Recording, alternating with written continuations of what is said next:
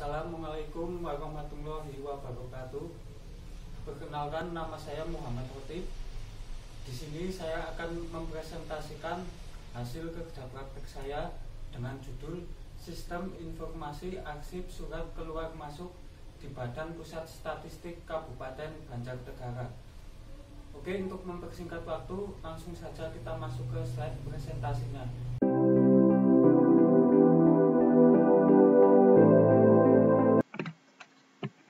Yang pertama, latar belakang. Perkembangan kehidupan manusia yang terjadi dewasa ini tidak terlepas dari perkembangan teknologi informasi yang ada. Adanya perkembangan teknologi informasi, maka perpindahan informasi dari satu tempat ke tempat lain tidak lagi membutuhkan waktu yang lama. Perkembangan teknologi komunikasi selain bisa dimanfaatkan untuk mendukung aktivitas individual, juga dapat dimanfaatkan untuk mendukung efektivitas dan efisiensi dalam sebuah instansi atau perusahaan. Di Badan Pusat Statistik Banjarnegara masih ada kekurangan yang memperlambat proses pelayanan. Salah satunya adalah pengarsipan surat keluar masuk yang masih dilakukan secara manual dengan menuliskan surat ke dalam buku besar. Untuk tujuan kerja prakteknya, dari latar belakang tadi, maka tujuan dari kerja praktek ini untuk membuat sebuah sistem informasi arsip surat keluar masuk di Badan Pusat Statistik Banjarnegara. Sistem informasi ini dapat digunakan untuk mengarsipkan surat keluar dan surat masuk. Dengan adanya sistem informasi arsip surat keluar masuk diharapkan dapat meningkatkan efektivitas dan efisiensi dalam pengarsipan surat sehingga pelayanan pun akan meningkat. Batasan dari kerja praktek, mengingat begitu banyak luasnya pengolahan surat dan keterbatasan waktu dan biaya, maka diperlukan pembatasan masalah. Yang pertama, bertolak dari permasalahan yang telah diidentifikasi di atas, maka kerja praktek ini hanya membatasi pembuatan surat keluar, surat masuk, dan lembar disposisi. Tidak meliputi pembuatan surat keluar masuk secara otomatis, tidak membahas pemeliharaan sistem lebih lanjut. Untuk metode pengembangan sistem, di sini saya menggunakan metode waterfall, merupakan metode yang sering digunakan oleh penganalisa sistem pada umumnya. Inti dari metode waterfall adalah pengerjaan dari satu sistem dilakukan secara berurutan atau secara linear. Jadi jika langkah ke-1 belum dikerjakan, maka langkah kedua tidak dapat dikerjakan. Jika langkah kedua belum dikerjakan, maka langkah ketiga juga tidak dapat dikerjakan, begitu seterusnya. Yang pertama, urutan dari metode pengembangan waterfall adalah analisa kebutuhan. Langkah ini merupakan analisa terhadap kebutuhan sistem. Pengumpulan data dalam tahapan ini bisa melakukan sebuah penelitian, wawancara, atau studi literatur. Yang kedua, desain sistem. Tahapan di mana dilakukan penuangan pikiran dan perancangan sistem terhadap solusi dari permasalahan yang ada dengan menggunakan perangkat pemodelan sistem seperti diagram alir data. Di sini untuk diagram alir data saya menggunakan flowchart, class diagram, use case diagram, activity diagram, sequence diagram, dan entity relationship diagram atau ERD. Yang ketiga, penulisan kode program. Penulisan kode program atau coding merupakan penerjemahan desain dalam bahasa yang lebih dikenali oleh komputer. Dilakukan oleh programmer yang akan menerjemahkan transaksi yang diminta oleh user. Tahapan inilah yang merupakan tahapan secara nyata dalam mengerjakan suatu sistem. Untuk yang selanjutnya adalah tahap pengujian program.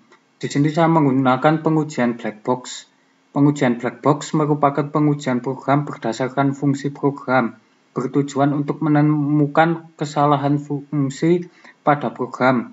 Pengujian dengan metode black box dilakukan dengan cara memberikan sejumlah input pada program yang kemudian diproses sesuai dengan kebutuhan fungsionalnya untuk melihat apakah program menghasilkan output yang diinginkan dan sesuai dengan fungsi dari program tersebut.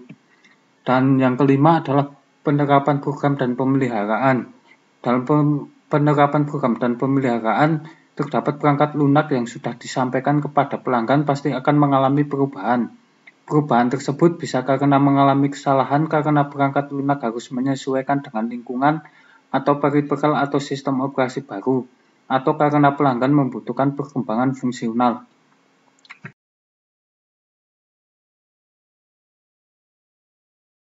Oke, selanjutnya untuk demo aplikasi. Untuk demo aplikasinya di sini saya hanya akan menjelaskan bagaimana sistem ini berjalan untuk penambahan surat dan lain-lain. Mungkin bisa dicoba sendiri di website yang sudah saya hosting untuk mempersingkat waktu. Di sini saya akan login sebagai admin. Jadi ada 3 akun, yaitu admin, administrator, dan juga user biasa. Di sini saya akan yang pertama kali akan saya coba, saya akan masuk sebagai admin. Kemudian ini setelah login masuk ke menu utama, di sini ada transaksi surat, agenda surat, galeri file, klasifikasi, dan pengaturan. Untuk transaksi surat di sini ada surat masuk. Ini bisa tambah data ya. Kita contoh. Ini nomor agenda otomatis mengikuti otomatis menyesuaikan asal surat dari Bapeda. Nomor surat mungkin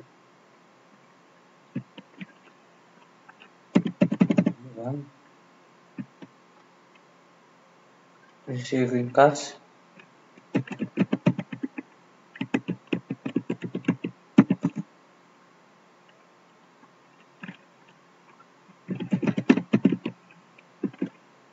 untuk kode klasifikasinya di sini diisi karena surat masuk M002, jadi menyesuaikan yang udah ada di BPS.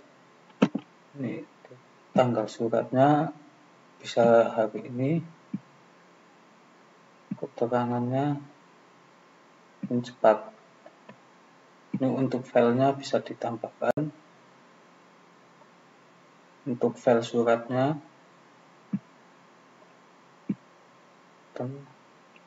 kemudian simpan. Oke, penambahan surat sudah selesai. Kemudian karena ini admin yang memegang hak penuh atas sistem ini, karena ini juga nantinya sistem akan dipegang oleh Kasubag Umum, di mana Kasubag Umum itu juga bertugas mendisposisikan surat. Nah, di sini saya akan tambahkan disposisi.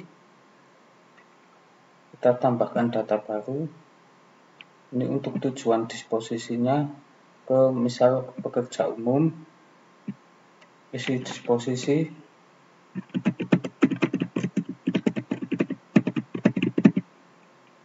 Batas waktu 21.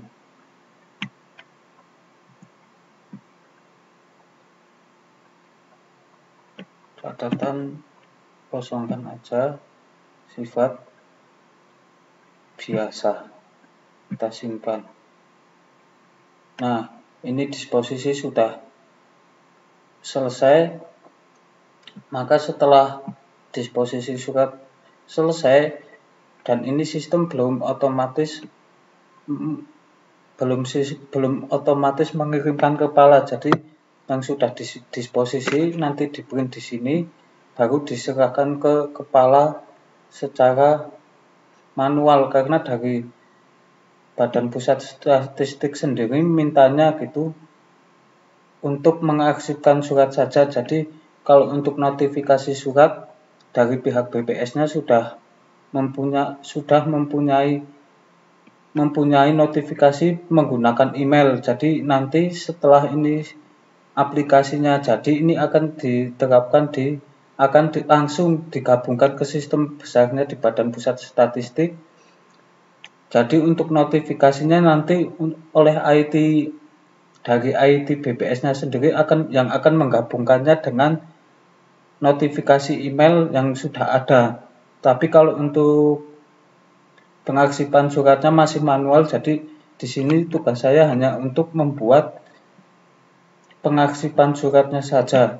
Itu untuk perbedaan antara admin dan user biasa. Di sini saya akan verifikasi mencobanya. Kemudian untuk yang user biasa kita login. Nah, bedanya untuk yang user biasa di sini juga bisa menambahkan surat, karena di Badan Pusat Statistik yang menambahkan surat itu belum tentu Kasubag Umum. tapi bisa staf di bagian pekerja umum di bawah atau juga bisa di kasubag umumnya. Tapi untuk disposisi tetap hanya admin yang bisa mendisposisikan. Mungkin itu presentasi atau penjelasan dari aplikasi saya. Cukup sekian presentasi dari saya. Mohon maaf apabila ada salah kata. Saya akhiri. Wabillahi taufiq wal hidayah. Wassalamualaikum warahmatullahi wabarakatuh.